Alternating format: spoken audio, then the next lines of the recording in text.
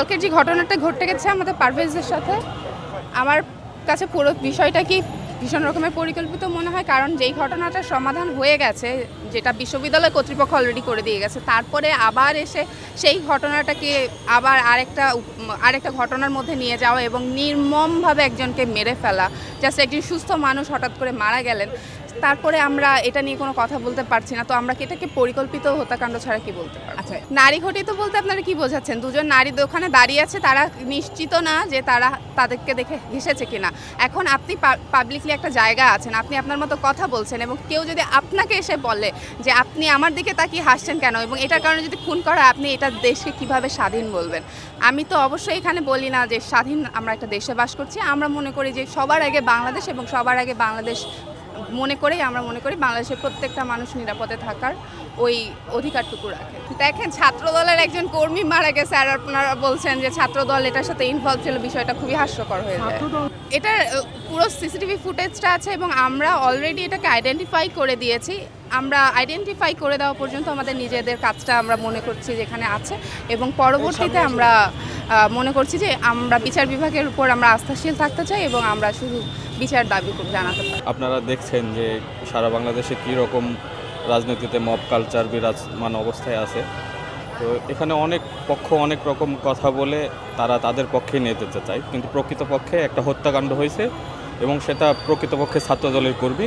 আমরা এই হত্যাকাণ্ডর বিচার চাই। গণচীনের যে জনক বলা হয় মাও সেতুং, উনি বলেছিল some death are lighter than the feather and some death are heavier than the hills. So কিছু মৃত্যু আসলে আমাদের কাছে পাখির পালকের মতো হালকা লাগে, আর কিছু মৃত্যু আছে যেটা আসলে পাহাড়ের থেকেও ভারী লাগে। আসলে আমাদের যে সহকর্মী হত্যা হয়েছে এটা প্রকৃতপক্ষে হত্যাকাণ্ড। এখানে যেই জড়িত থাকুক না কেন, আমরা এই হত্যাকাণ্ডর বিচারটা চাই। আর এখানে দিনের আলোর মতো স্পষ্ট, তাই সে তার নিজস্ব ক্যাম্পাসের সামনে হত্যাকাণ্ডের শিকার হয়েছে, যেখানে সিসিটিভি ফুটেজ রয়েছে, বিভিন্ন রকম ভিডিও ফুটেজ রয়েছে। তো সেগুলো দেখে আসলে খুব অল্প সময়েই খুনিকে শনাক্ত করা যায়। আসলে অনেকটা কালক্ষেপণ হয়েছে, আমরা এতটা কালক্ষেপণ চাই না। আমরা দ্রুততার ভিত্তিতে যত তাড়াতাড়ি সম্ভব এই চিহ্নিত খুনিদের বিচার চাই। আমাদের মানববন্ধনের উদ্দেশ্য ছিল গত পরশুদিন আমাদের ভাই প্রাইম এশিয়া বিশ্ববিদ্যালয়ের ছাত্রদল দপ্তর সম্পাদক জাহিদুল ইসলাম পারভেজ ভাইকে নির্মমভাবে হত্যা করা হয়। আমরা এই হত্যার বিচার চাই, মানে যে কজন জড়িত ছিল সবার বিচার চাই। একই সাথে আমরা দেখেছি যে বৈষম্যবিরোধী ছাত্র আন্দোলনের দুজন পোস্টেড নেতা এই আন্দোলনে সরাসরি জড়িত ছিল, নেতৃত্ব দিয়েছে তারা, এবং সেটাকে তারা অস্বীকার করেছে। এবং অস্বীকার তো শুধু করেনি, তারা বিভিন্নভাবে আমাদের ভাইয়ের হত্যাকে জাস্টিফাই করার জন্য ইফটিজার বিভিন্ন ধরনের কথাবার্তা বলেছে, যা আমাদের জন্য অত্যন্ত কষ্টদায়ক। কারণ আমরা ভাই হারিয়েছি, ভাইয়ের অপমান নিতে পারবো না। আমরা ইন্টারিম সরকারের কাছে দাবি জানাবো যে যত দ্রুত সম্ভব আমাদের ভাইয়ের হত্যার বিচার করুন, এবং আমরা অন্যান্য নেতৃবৃন্দের কাছে আমরা আবেদন জানাবো যে আপনারা এই ধরনের নোংরামি করবেন না। একজন মানুষ হত্যা হয়েছে, সে যে দলের হোক না কেন, দায় স্বীকার করে ক্ষমা চান, কারণ ক্ষমা চান মধ্যে লজ্জার কিছু নেই। আমরা যত জানতে তারা কিশোর গ্যাংয়ের সদস্য, এবং এই কিশোর গ্যাংটি সারা দেশে পুনর্বাসন করছে আপনার বৈষম্যবিরোধী ছাত্র আন্দোলন। কারণ তাদের এখন লোকবল নেই, তাদের লোকবল দরকার। এই লোকবলের জন্য তারা বিভিন্ন জায়গায় কিশোর গ্যাংকে সংগ্রহ করছে, কিশোর গ্যাংয়েরকে তারা নেতৃত্ব দিয়ে হত্যায় প্ররোচিত করেছে। এটা কিন্তু দেখা গেছে সিসিটিভি ফুটেজে যারা আছে ওখানে, এবং এত স্পষ্ট প্রমাণ থাকার পরে তারা অস্বীকার করছে। আমরা ঘৃণাভাবে প্রত্যাখ্যান করছি। যে হত্যা করে তার একটাই পরিচয়, সে অবশ্যই হত্যাকারী, সন্ত্রাসী।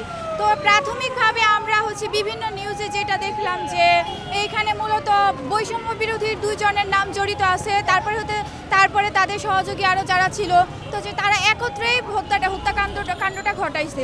তো এখানে যদি বিচার কাজ ভালোভাবে শুরু হয় তখন হয়তো ব্যাপারটা আরও ক্লিয়ার হবে যারা ছিল তারা আসলে কারা, তারা আর কোন সংগঠনের সাথে জড়িত আছে।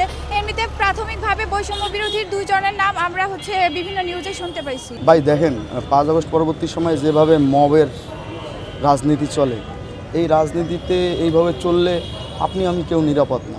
আমি ছাত্রদল করি জন্যে আমার একজন ভাই মারা গেছে, সে তো অন্য কেউ হতে পারত। এই মব কালচার থেকে আমরা বের হয়ে না এসে যদি আমরা এইভাবেই রাজনৈতিক গতিবিধি চলমান থাকে, তাহলে এইরকম হত্যাকাণ্ড ঘুম চলতেই থাকবে।